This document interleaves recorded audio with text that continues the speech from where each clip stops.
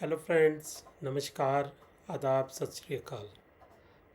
दोस्तों, सुबह से आपने हमारे जम्मू कश्मीर के चीफ मिनिस्टर जनाब उमर अब्दुल्ला साहब और पुलिस के बीच एक तकरार के वीडियोस देखे होंगे और साथ में आपने देखा होगा कि उमर अब्दुल्ला साहब एक रेलिंग को क्रॉस करके एक जो एक कब्रिस्तान है उसमें एंटर कर रहे हैं, जो कि 1931 के 13 जुलाई के जो शहीद हैं। तो वहाँ पर हर साल उनको एक श्रद्धांजलि दी जाती है और वहाँ पे नमाज पढ़ी जाती है।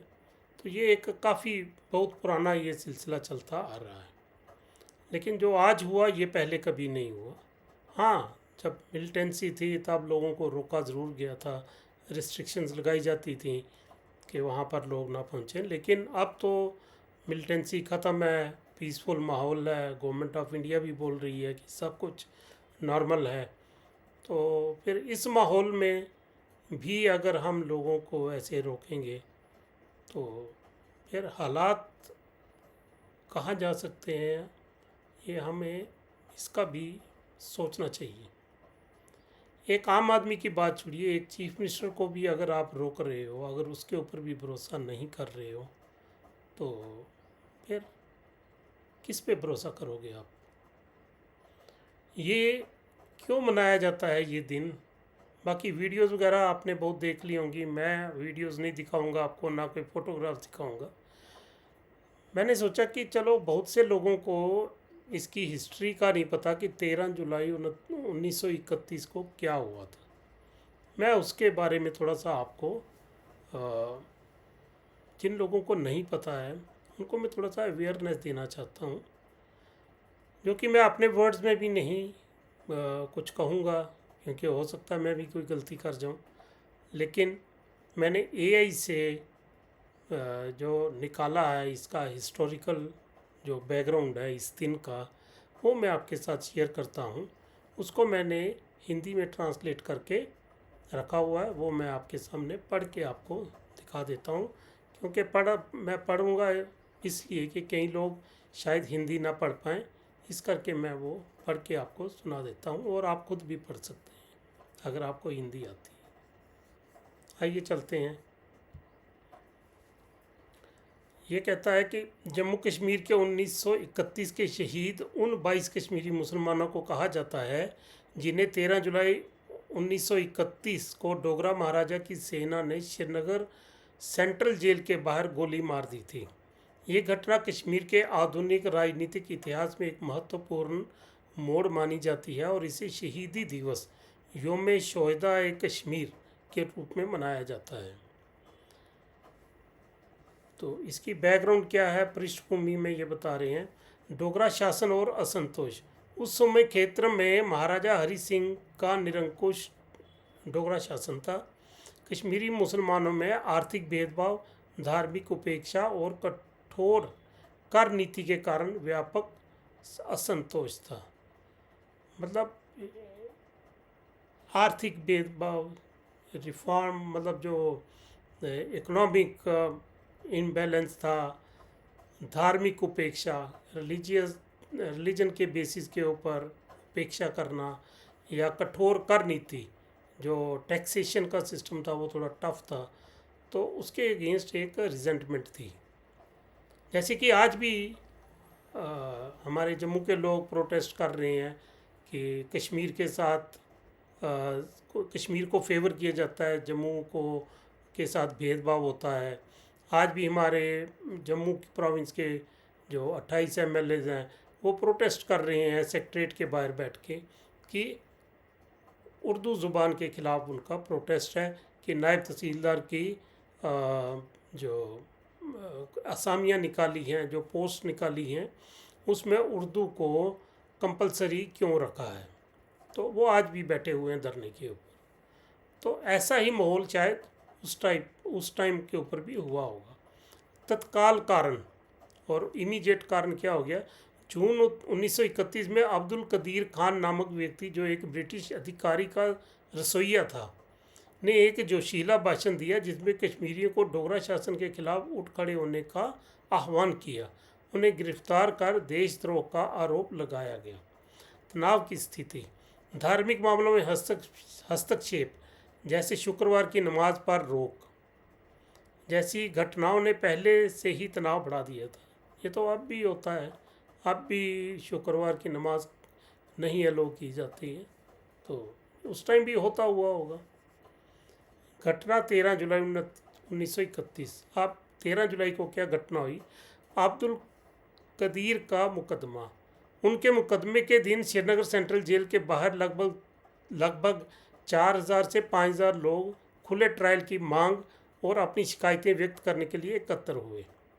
पुलिस फायरिंग, जब जौहर दोपहर की नमाज का समय हुआ तो एक व्यक्ति ने अजान नमाज के लिए इस्लामी पुकार देने के लिए खड़ा हुआ।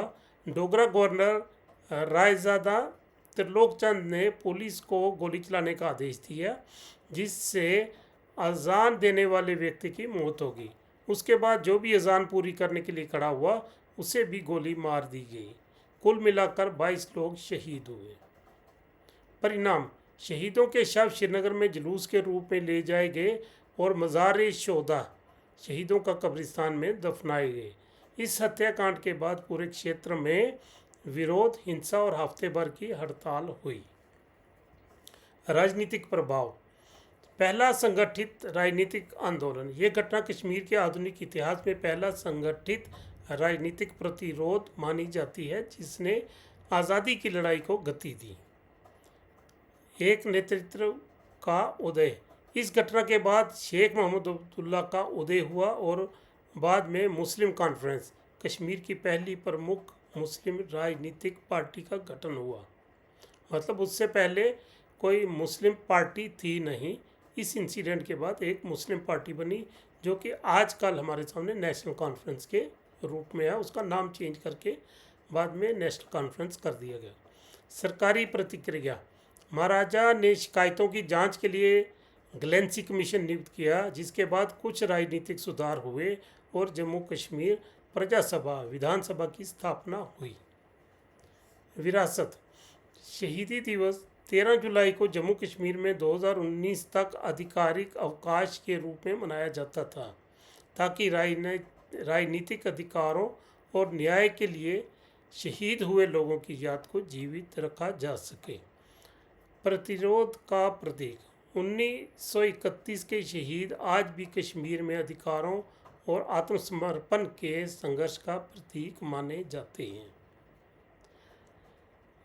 यह हत्याकांड कश्मीर के समकालीन इतिहास में पहले राजनीतिक प्रतिरोध के रूप में माना जाता है। इसने बड़े पैमाने पर असंतोष को जन्म दिया, जिससे संवैधानिक अधिकारों और निरंकुश शासन के अंत की मांग को लेकर राजनीतिक आंदोलनों की शुरुआत हुई। तो ये है फ्रेंड्स इसकी सारी बैकग्राउंड कि वहाँ पर प्रोटेस्ट, कुछ लोग बैठे थे जेल के बाहर, एक अंदर मुकदमा चल रहा था, तो नमाज का टाइम हो गया, तो उस नमाज में जो लोग जिसने अजान दी वो उसको गोली मार दी गई। ऐसे करके 22 लोगों को गोली मारी गई। तो अगर वो दिन ये कश्मीर के लोग मना रहे हैं तो इसमें एतराज़ क्या होना चाहिए? अभी तो हम एक डेमोक्रेटिक कंट्री हैं, यहाँ पर डेमोक्रेसी से हुकूमतें बनती हैं। जो उस टाइम 1931 में कश्मीर जो है वो भारत का हिस्सा भी नहीं था। कश्मीर एक इंडिपेंडेंट कंट्री था। तो ये जो उस टाइम की जो रूलर थे या जो उस टाइम पे जो ज़्यादतियाँ हुई हैं उसके अगेंस्ट एक प्रोटेस्ट था। प्रोटेस्ट में कुछ लोग मारे गए। अगर उनको आज लोग याद करने जाते हैं तो उसमें कोई ऐसा मुझे लगता नहीं है कि कोई उसमें कोई गलत बात है। तो अगर हम मान लें कि जैसे मैं कहता हूँ कि अगर आज से 5 साल 10 साल के बाद अगर कांग्रेस की हुकूमत आ जाती है तो अगर सिख लोग 1984 का जो ब्लू स्टार था उसके प्रोटेस्ट के लिए जून के महीने में दरबार साहब अमृतसर जाना चाहते हैं।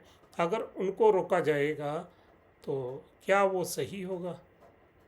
अगर वो सही नहीं, अगर वो गलत होगा तो ये भी एक हिसाब से गलत हो रहा है कि लोगों को क्यों रोका जा रहा है।